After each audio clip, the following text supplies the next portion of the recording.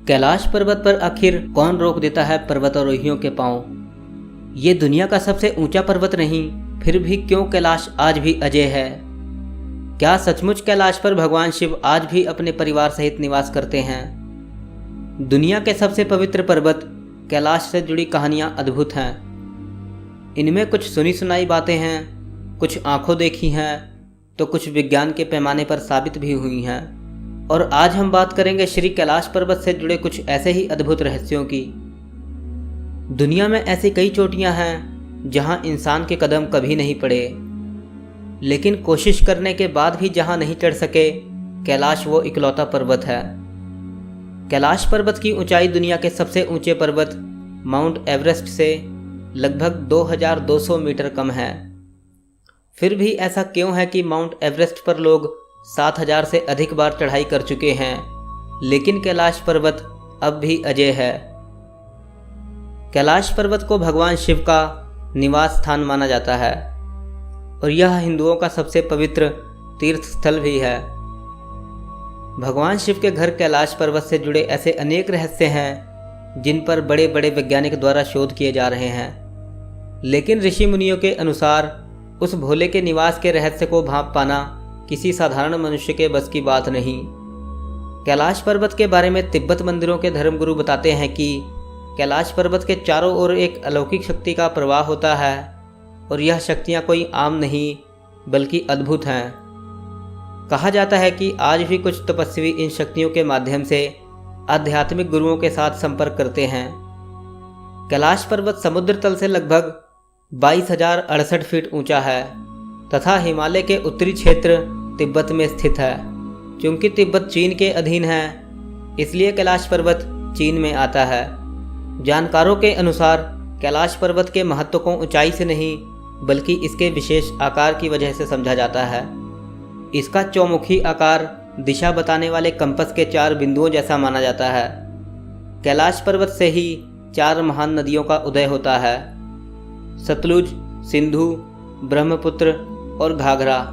ये चारों नदियाँ इस पूरे क्षेत्र को 4 अलग अलग हिस्सों में बांटती हैं, जो पूरे विश्व के 4 भागों को दर्शाता है। कैलाश पर्वत इन सबके केंद्र में है, लिहाजा कैलाश को धरती का केंद्र बिंदु माना जाता है। यहाँ दिशा सूचक यानी कंपस भी ठीक से काम नहीं करता, क्योंकि चारों दिशाएं यहीं आकर मिलती हैं। कैलाश पर्वत का सबसे रहस्यमय तथ्य यह है कि यहाँ समय तेजी से बीतता है। आप माने या न माने, लेकिन कैलाश पर्वत पर समय अन्य क्षेत्रों की तुलना में तेजी से बीतता है।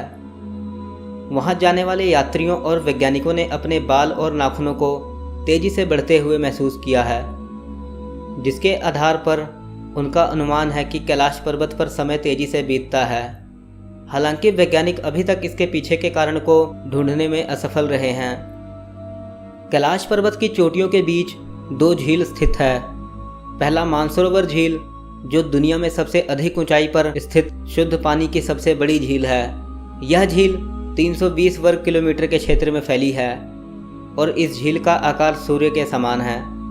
दूसरा झील राक्षस झील है, जो दुनिया में सबसे अधिक ऊंचाई पर स्थित खारे पानी की सबसे बड़ी झील है।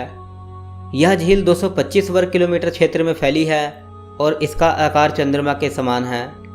पुराणों में मानसरोवर झील को ही क्षीर सागर कहा गया है।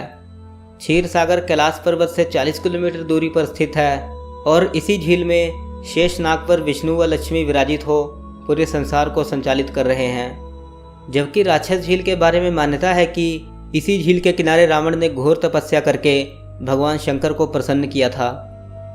एक दूसरे के पास होने के बावजूद मानसरोवर और राक्षस झील गुणों के मामले में एक दूसरे के सख्त विरोधी हैं।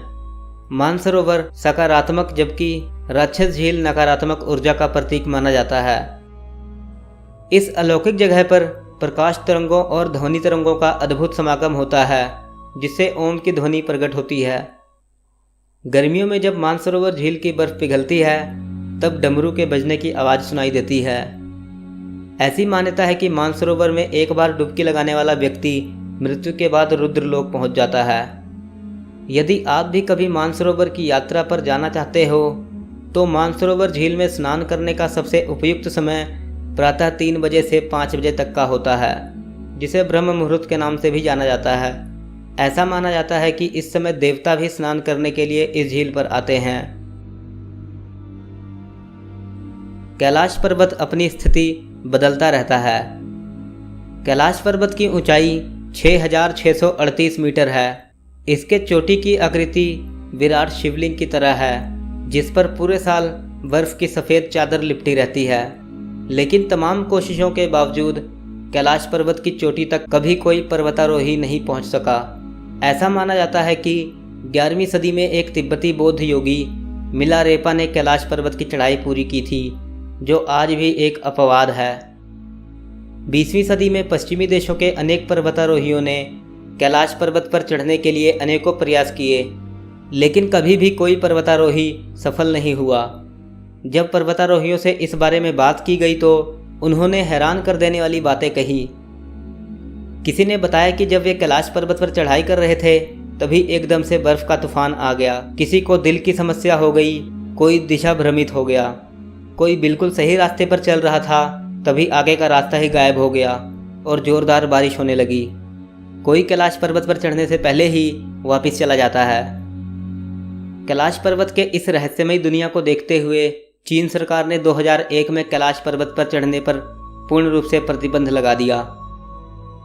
दोस्तों, कैलाश पर्वत के इस रहस्य के बारे में आपके क्या विचार हैं, हमें कमेंट करके ज़रूर बताएं। वीडियो अच्छी लगी हो तो लाइक करें और अगर आप हमारे चैनल पर पहली बार आए हो तो चैनल को सब्सक्राइब कर लीजिए ताकि हमारी आने वाली नई वीडियोस आप मिस ना कर सकें। मैं आपसे मिलूँगा ऐसे ही एक और नए एपिसोड के साथ।